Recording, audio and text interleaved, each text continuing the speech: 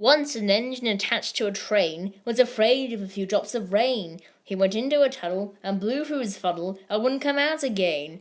The engine's name was Henry, and he was a pompous, stuck-up git. Even when it stopped raining, he point-blank refused to come out of the tunnel because it'll rain again soon. Actually, Henry, according to my brand new weather tracker, we are about to experience a massive drought which will cause society to crumble, and all of humanity will begin to worship Freddy Fazbear. But then the apocalypse will happen, and Earth shall be obliterated when it loses its magnetic field and be hit by asteroids and deadly UV rays. All life will be crushed by asteroids or have their skin melted off. So what's the weather going to be like tomorrow? 19 degrees and cloudy. Ha! I knew it! Clouds! Rain comes from clouds, so it'll rain. Didn't you pay attention to anything I said? I was just waiting for the part when he said it was gonna rain. Obviously, my services are not appreciated here. Good day. Hello and welcome to SR Productions 2017. Today I'll be looking at another slightly obscure item, the Seda Weather Tracker. What I try to do in my reviews is to look at items that haven't been reviewed by other channels, like the Insult to the 70th Anniversary set and the Seda Weather Tracker. Sure, J. Louvier sort of reviewed it in his Storm on Sodor set review, but I'm reviewing a separate release of it.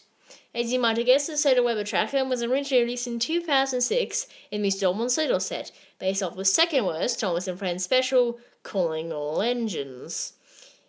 In 2009, the Soda Weather Tracker got an individual release because Learning Curve thought it was so popular.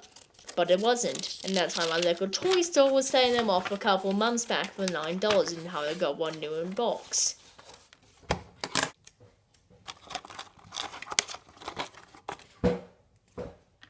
The Storm on Sodor set was retired 1 year after its initial release. But the Soda Weather Tracker lasted till 2011, and then after 3 years of it being released separately, it was retired, like most items. I wish Thomas and the Railway still did this, but unlike Learning Curve, Fisher-Price just want to make money, so you have to pay $200 for a bunch of plastic just to get one certain engine that you can't buy anywhere else. So the main feature of this item is the spinning anemometer. When the truck is pushed, the anemometer spins. The colour scheme of the truck is odd. It's orange, green, and yellow. I don't know why, but green and yellow have never ever suited each other. Oh, in my eyes at least. On the side of this big orange box, it simply says Soda Weather Tracker. On both sides. Along the sides, there are several dials and buttons, phonometers and monitors that would typically be on the inside, but still, some detail is better than none. Another issue I have with this item, apart from the colour scheme, is how unrealistic it is. There is no such thing as a weather tracking train. There are weather tracking trucks and weather tracking boats, but even they're hard to come by. Even if a weather tracking train did exist, I'll make it a coach instead of a truck, mainly because having all the controls on the outside is dumb. If you take a look at weather tracking trucks, they have armor and bulletproof glass because they go to dangerous locations like tornadoes. Having the controls on the outside could mean a scientist being blown away. Also, this item sticks out as a sore thumb because most other items in vehicles are either based off real designs or at least realistic.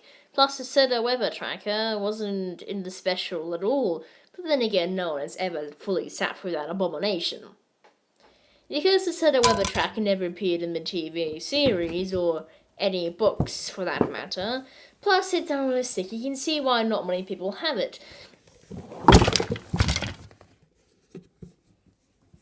The reason why the giggling troublesome trucks, the express coaches, the box cars, and the troublesome brake van are so expensive on eBay is because they're in popular demand.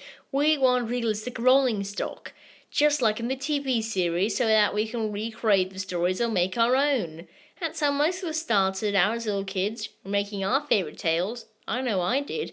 I always used to remake The Flying Kipper or Bulstrode. And the reason this item was so successful and only has one review on YouTube is because it wasn't in the TV show. It's the same case with the original Flying Scotsman and Cody.